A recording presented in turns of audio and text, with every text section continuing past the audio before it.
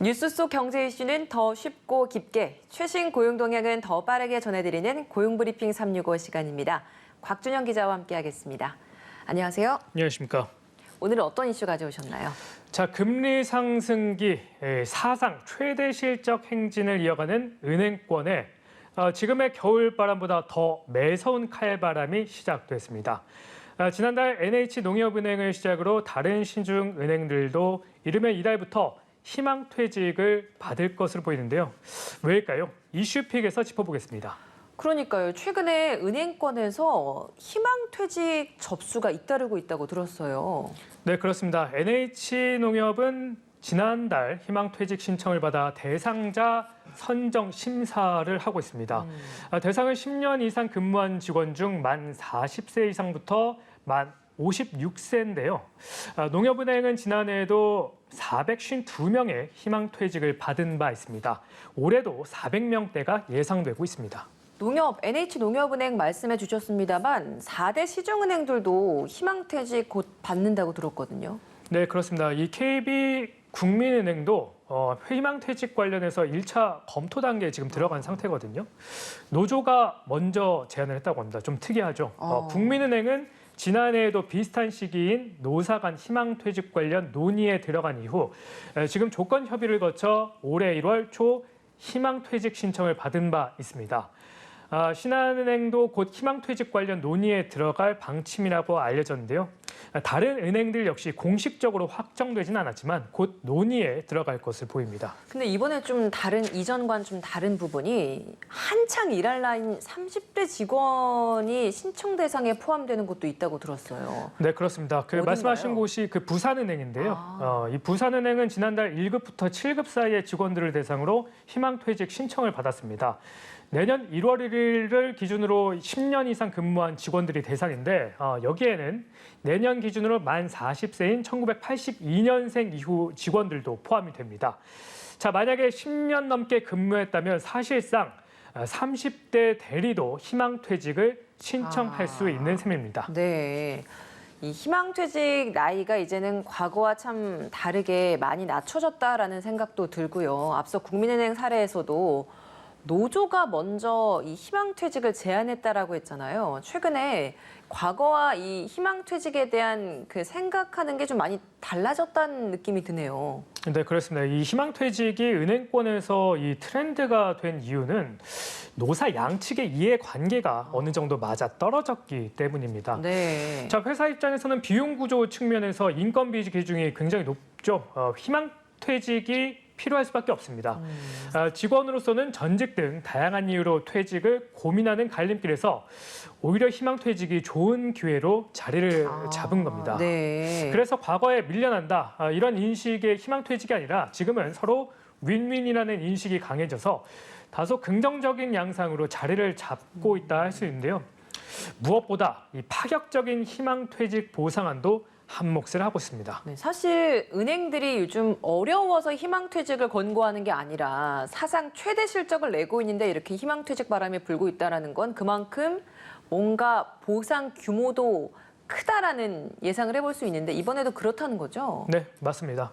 금융감독원에 따르면요. 올해 국내 일반은행 1에서 3분기 누적 당기 순이익은 10조 5천억 원으로 지난해 같은 기간보다 1조 2천억 원으로 역대 최대입니다. 네.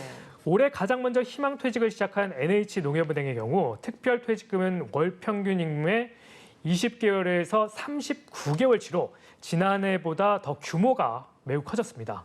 연말 희망퇴직 논의에 들어간 다른 은행권도 수억 원대에 달하는 위로금하고 이 파격적인 보상안을 내걸 것으로 보입니다. 네, 파격적인 보상 카드를 쓰면서까지 은행권들이 이렇게 몇 년째 인력 구조 조정에 나서고 있는 그런 상황인데 그러면 퇴직자 규모가 얼마나 되는지도 궁금하네요. 네, 지난 2020년 말부터 올해 초까지 5대 은행에서는 약 4,700명의 은행원이 떠났습니다. 지난 2019년 1,700여 명이었던 희망퇴직자는 2년 연속 2,000명대를 기록하고 있는 건데요. 디지털 전환 가속화로 지난 3분기 은행권 정규직 직원은 1년 전보다 4,000명 가까이 줄었습니다. 네, 이 아무래도 코로나19로 비대면 거래가 많이 보편화됐잖아요. 이것도 이유가 됐을 것 같은데요. 네, 맞습니다. 이러한 추세는 은행들의 영업 환경이 변한 탓이 큽니다. 이 코로나19 이후 비대면 전환의 필요성을 체감했죠. 은행들 꾸준히 점포수를 일단 줄였습니다. 비대면 서비스 영역을 키우고 있기 때문인데요. 코로나19로 비대면 거래가 빠르게 확산하면서 2020년부터 영업 점포 역시 가파르게 실제로 줄었습니다. 국내 은행 점포수 지난 2019년 4,800여 개였습니다. 근데 올해는 4,100여 개로 이 3년 동안 700개가 넘게 폐쇄됐을 정도입니다. 네, 이렇게 기존의 은행들은 인력을 줄이고 있는데 반대로 인터넷 은행 같은 경우에는 온도차가 뚜렷하더라고요. 네, 맞습니다. 이 인터넷 은행은 이 규모를 오히려 점차 늘리고 있습니다. 네. 올해 3분기 말 국내 인터넷 은행의 정규직 직원 수는 1,950명으로 지난해 말보다 약 34%가량 상승했는데요. 추세로 봐도 꾸준히 늘어나고 있습니다. 5년 전 이 처음 출범한 인터넷 은행이 서비스와 사업체의 규모를 계속 키우는 상황이기 때문입니다. 또 대면 영업을 하지 않는 인터넷 은행의 특성상 비대면 전환에 따른 생산성 악화를 고민할 상황도 아니기 때문입니다. 네. 실제 지난해 카카오뱅크의 직원 1인당 생산성은 약 3억 5천만 원으로 4대 은행에 비해 30%나 높게 나타났습니다. 그렇군요. 근데 전 또 궁금한 게 은행권에서 생겨나고 있는 이 희망퇴직 분위기가 다른 분야로까지 확산되지 않을까라는 생각도 드네요. 네, 어느 정도 이 은행권에서 희망퇴직자 움직임이 감지가 되자 말씀하신 것처럼 다른 분야로 이 전반적인 확산이 될 수도 있다는 목소리가 이곳저곳 나오고 있습니다. 네. 분사 이후 처음으로 지난해 이 희망퇴직을 단행한 우리카드, 구체적인 인원이나 조건은 아직 정해지지 않았습니다. 하지만 이달 말쯤 희망퇴직을 시행할 계획이라고 합니다.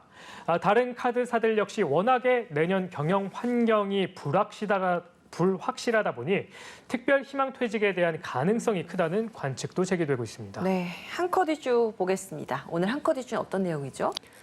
자, 음식을 해먹든 시켜먹든 유통기한은 한 번쯤 보게 되실 겁니다. 그쵸. 하루라도 지나면 괜히 이거 먹어도 괜찮을까? 이런 고민하는 분들도 많으실 테고 그냥 버리는 경우도 참 많았을 겁니다. 맞아요. 자, 그런데 내년부터는 이런 기존 판단 기준에 좀 변화가 생길 것으로 보이는데요. 바로 유통기한 대신 소비기한이란 이름의 표기로 바뀌기 때문입니다. 소비기한이요? 네, 그렇습니다. 이 보관 조건을 지켰을 때 먹어도 안전하다고 판단되는 기한을 적은 건데 대체로 유통기한보다는 조금 더 길다고 합니다. 품목에 따라서 물론 다르겠습니다만 소비기한으로 할 경우에는 전반적으로 좀 다 늘어나겠네요. 네, 그렇습니다. 이 식약처가 제도 시행을 앞두고 식품 품목별 소비 기한을 정해서 공개를 해봤습니다. 자, 일례로 두부의 유통기한은 평균 17일인데 소비 기한은 23일로 6일 더 늘어납니다. 유통기한이 20일인 빵의 소비 기한도 31일로 증가를 하는데요. 햄은 38일이던 게 57일까지, 발효유는 18일이던 게 32일까지 섭취를 하게 할 수 있습니다. 단 냉장 보관 기준 개선이 필요한 우유는 당장 내년이 아니라 2031년부터 소비 기한이 적용됩니다. 근데 이게 소비 기한으로 더 확실하게 생각이 된다면 낭비하는 음식들이 좀 많이 줄어들 것 같네요. 네, 정확하신 지적입니다. 한 해 국내에서 발생하는 음식물 쓰레기 540톤이 넘습니다. 처리하는 데만 무려 1조 원 넘게 들어가는데요. 식약처는 유통기한 대신 소비자 기한이 도입되면 가공식품 폐기량이 1.5% 감소하고 음식물 쓰레기 처리 비용도 연간 165억 원 줄어들 것으로 기대하고 있습니다. 네, 은행권에도 급격한 변화의 바람이 불고 있습니다. 최근 여의도 증권가에서도 희망퇴직을 검토 중이라고 하는데요. 희망퇴직 바람이 어디까지 영향을 미칠지 주목됩니다. 오늘도 곽준영 기자와 함께했습니다. 고맙습니다. 지금까지 고용브리핑 365였습니다.